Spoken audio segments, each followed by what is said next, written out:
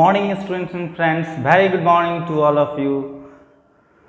Welcome to my YouTube channel vision maths classes. चलिए आज start करते हैं।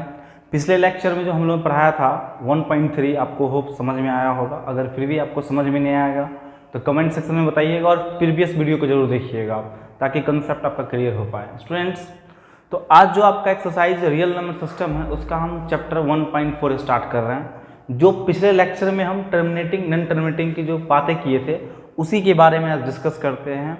रेशनल नंबर के डेसिमल फॉर्म के जो बारे में हम डिस्कस किए थे, टर्मिनेटिंग नॉन टर्मिनेटिंग, उसी के बारे में डिस्कस करना। एक लेक्चर हम बनाए थे जिसमें हम बताए थे आपको कि कैसे आपको विदाउट एक्चुअल डिवीजन से कैसे पता करना है कि ये नंबर डेसिमल एक्सपांसन है कि आपको नॉन टर्मिनेटिंग डेसिमल एक्सपांसन है। तो समझने का प्रयास करें। 1.4 के चैप्टर पे चलते हैं। तो देखिए एक्सरसाइज 1.4 देखिए 1.4 में जो क्वेश्चन पहला कहता है वो समझिए क्वेश्चन क्या कहता है। पहला क्वेश्चन कहता है कि विदाउट एक्चुअल डिवीजन से हमको ये बताना है कि क्वेश्चन टर्मिनेटिंग है कि नॉन टर्मिनेटिंग है।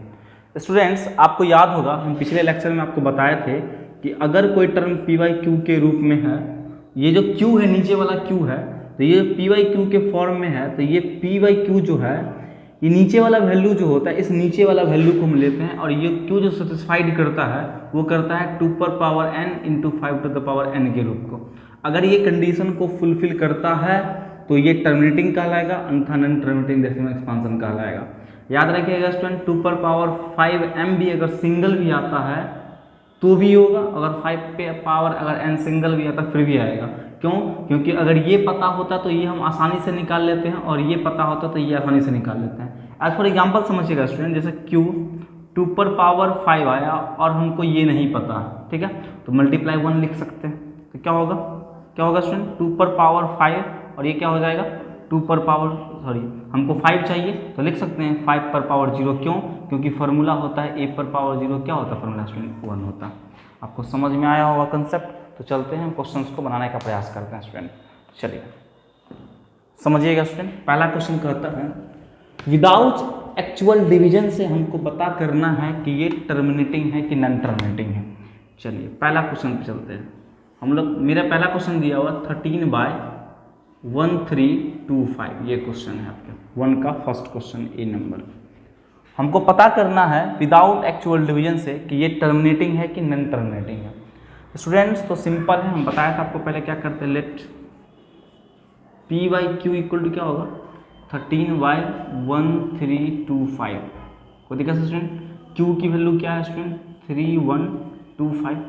इसका फैक्टराइज कर लीजिए स्टूडेंट, एलसीएम लेके 3125 क्या हो जाएगा 5 से कितना बार में 625 बार में, फिर 5 से कितना स्टूडेंट 125 बार में, ठीक है स्टूडेंट, फिर 5 से कितना बार में 25 बार में, और फिर 5 से कितना बार में 5 बार। स्टूडेंट क्या होगा Q 5 पे पावर क्या होगा 5 और 2 तो है ना स्टूडेंट, तो 1 अपने मन से डाल दे। Q क्या होगा 5 पे पावर m, लेकिन इसको क्या लिख सकते हैं स्टूडेंट 5 है लेकिन 2 नहीं है, तो 2 को हम क्या लिख सकते हैं 2 पर पावर 0। और जैसे ही 2 पर पावर 0 कंडीशन को फुलफिल किया 2 पर power m into 5 to the power n, so क्या लिखेंगे it is in the form of क्या स्टूडेंट 2 पर power m into 5 to the power n, so it is a कौन सा डेसिमल टर्मिनेटिंग डेसिमल। आपको तो फुली स्टूडेंट ये question समझ में आया होगा। सेकंड स्टूडेंट डिस्कस करते हैं सेकंड क्वेश्चन को। क्वेश्चन नंबर सेकंड पे चलते हैं। क्वेश्चन नंबर सेकंड है 17/8, ठीक है। क्या करेंगे सबसे पहले, लेट पी वाई क्यू 17/8 क्या हो जाएगा, क्यू की वैल्यू 8 को हम क्या लिख सकते हैं स्टूडेंट 2 पर पावर 3, 2 पर पावर 3 गुने 1 लिख सकते हैं। तो क्या होगा 2 पर power 3 into 5 to the power 01। क्यों? क्योंकि हम बार बार बोल रहे हैं कि क्यू किस फॉर्म में होगा 2 पर power n into 5 to the power n के रूप में। 2 हमको पता था, 5 नहीं पता था, फॉर्मूला हम बताएं आपको पहले 8 टू द पावर 0 क्या होता है 1 होता है। इसके अकॉर्डिंग चल रहे हैं, ठीक है। तो क्या होगा it is in the form of क्या होगा स्टूडेंट 2 पर power m into 5 to the power n, so it is a terminating decimal. Hopefully आपको समझ में आ रहा होगा स्टूडेंट। चलते हैं अगले क्वेश्चन। क्वेश्चन एक डी नंबर है स्टूडेंट, आपके क्वेश्चन नंबर 1 का, जो क्वेश्चन थोड़ा लंबा है, समझा देने का प्रयास करेंगे। क्वेश्चन आपका आंसर है 15/166, ये है क्वेश्चन शायद। ठीक है स्टूडेंट, देखिए सबसे पहले बोले थे कि अगर कटने वाला हो तो काटेंगे। ठीक है स्टूडेंट, तो 3 से ये भी नहीं, ये तो कट रहा है लेकिन ये नहीं कट रहा है, तो कटने वाला तो है ना जो काटेंगे। तो क्या करेंगे, लेट पी वाई क्यू क्या होगा स्टूडेंट, 15 कितना 1600। चलिए इस 1600 को हम कर लेते हैं साइड में। स्टूडेंट 3 से तो नहीं कट रहा लेकिन 5 से कट रहा है, 5 से काटिए तो 5 3 या 15, 5 से 5 3 या 15, 1 5 2 या 10 कट गया।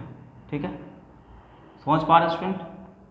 तो अब तो नहीं कटेगा स्टूडेंट, 3y कितना आया 320। चलिए अब इसको चेंज करते हैं, 3y20 को हम निकालते हैं इधर साइड में। क्या हो जाएगा स्टूडेंट, 2 से 2 1 जा 2, 2 6 जा 12, फिर 2 से काटिए तो 2 8 16 0, फिर 2 से कितना बार में 40 बार में, फिर 2 से 20 बार में, फिर 2 से कितना बार में 10 बार में, फिर 2 से कितना बार में 5 बार। ठीक है स्टूडेंट, चलिए उसको पुट करते हैं। हम क्या बोले थे, क्यू को लिखते हैं। तो क्यू मेरा क्या है 320 है। इस 320 को हम क्या लिख सकते हैं स्टूडेंट, 1 2 3 4 5 6, 2 कितना है स्टूडेंट 6 है, और 5 कितना है स्टूडेंट 1। तो फॉर्मूला में क्या आएगा स्टूडेंट, फॉर्म में है it is in the form of, क्या होगा स्टूडेंट 2 पर power n into 5 to the power n, so it is a what, terminating decimal expansion।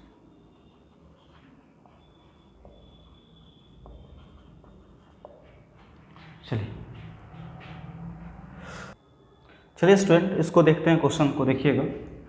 आपको क्यू अगर देखिएगा तो क्यू क्या है 2 पर पावर 2 है, मल्टीप्लाई 5 पे पावर 7 है और 7 पे पावर 5। स्टूडेंट हमको चाहिए 2 पर power m into 5 to the power n, ये तो नहीं चाहिए, ये तो एक्स्ट्रा आ गया, ये चाहिए नहीं, इसलिए क्या होगा it is not in the form of 2 पर power m into 5 to the power n, so it is what, it is not a, so it is direct लिखिए non terminating, so it is a non terminating.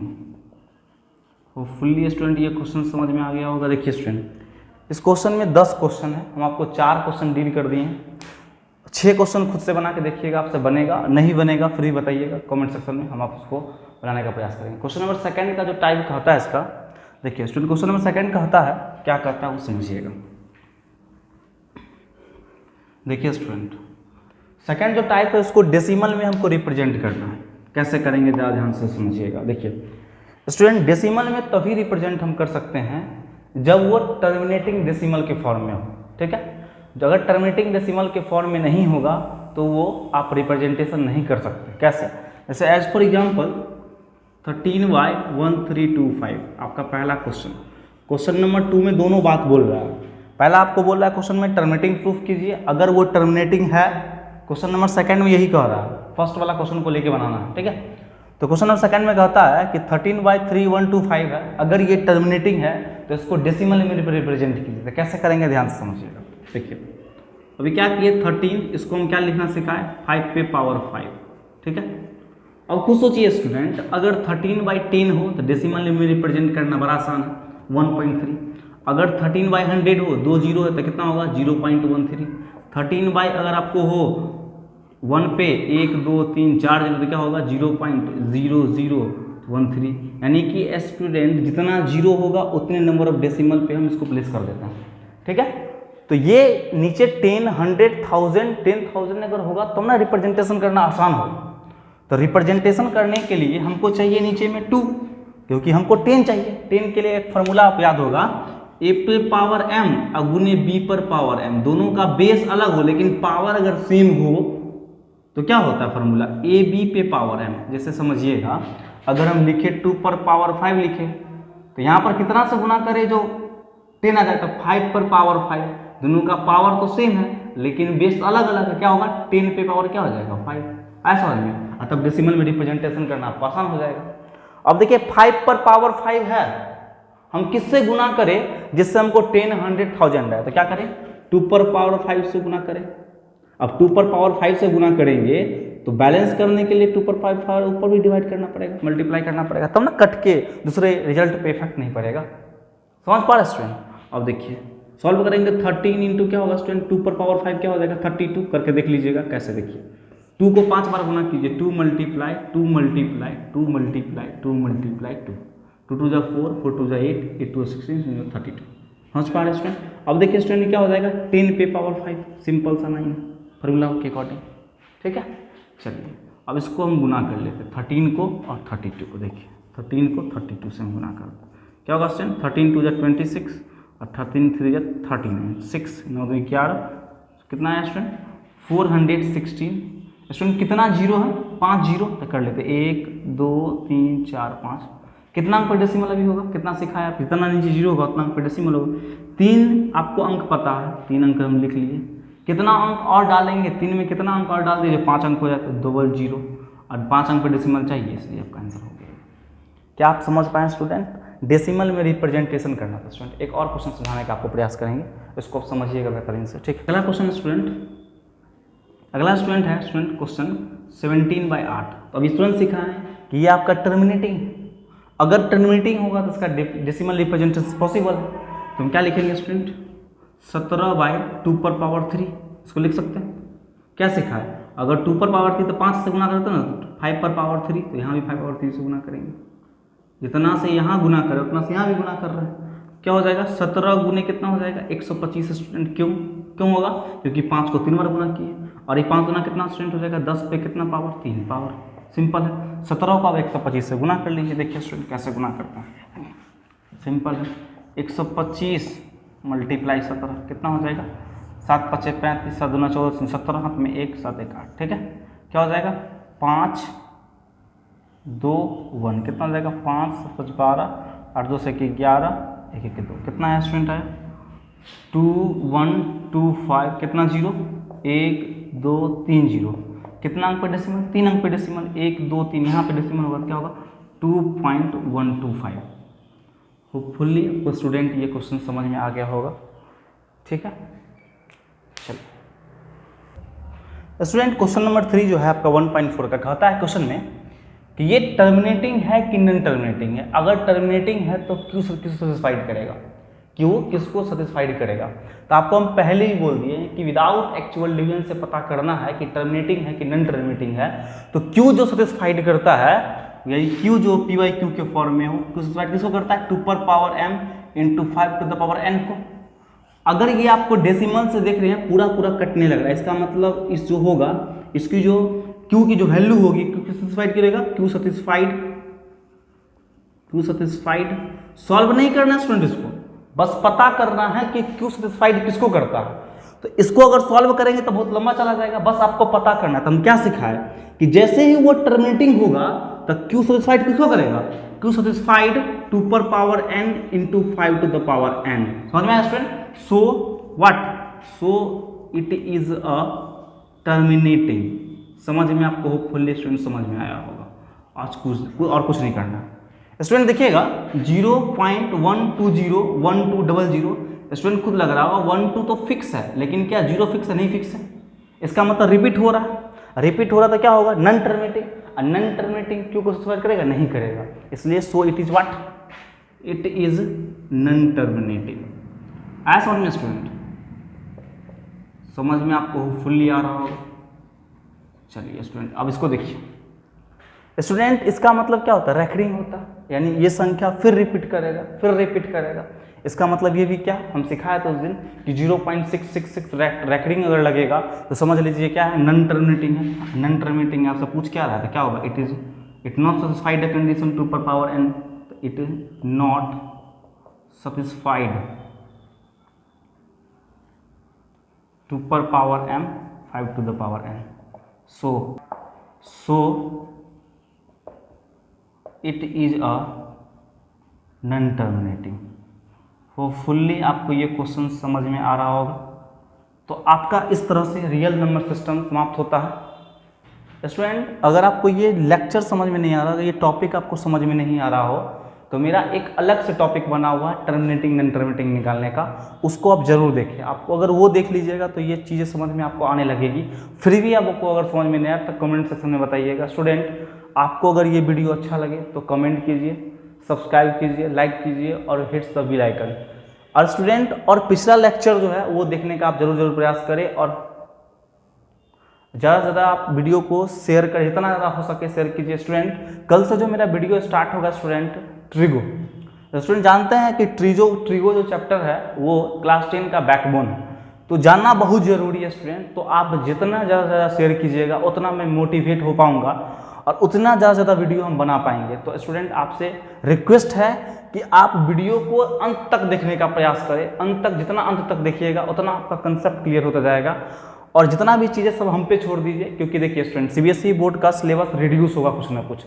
तो reduce होगा तो जो छोटे छोटे chapter उसको हटा देंगे. जैसे सर्कल हट सकता है आपका, फिर आपका स्टूडेंट हो सकता है तो कोऑर्डिनेट ज्योमेट्री हट सकता है, लेकिन बड़े बड़े चैप्टर नहीं हटेंगे. ट्रिगो नहीं हट पाएंगे, आपके ट्रायंगल नहीं हटेंगे, क्योंकि ये बड़े बड़े चैप्टर है, इससे कंसेप्ट आता है. समझ पा रहे स्टूडेंट? तो आपका सारा सिलेबस कवर होगा, लेकिन आप ज़्यादा से ज़्यादा वीडियो को शेयर कीजिए और ज़्यादा से ज़्यादा देखने का प्रयास कीजिए और अंत तक देखिए वीडियो को और कंसेप्ट को समझने का प्रयास कीजिए. स्टूडेंट, क्वेश्चन बनाना इंपॉर्टेंट नहीं है, क्वेश्चन समझना इंपॉर्टेंट है. और क्वेश्चन को लिखना कैसे वो हम आपको सिखाएंगे, और कैसे आप बोर्ड एग्जाम में 95+ मार्क्स मैथ में लाइएगा वो भी हम आपको बताएंगे कैसे आता है.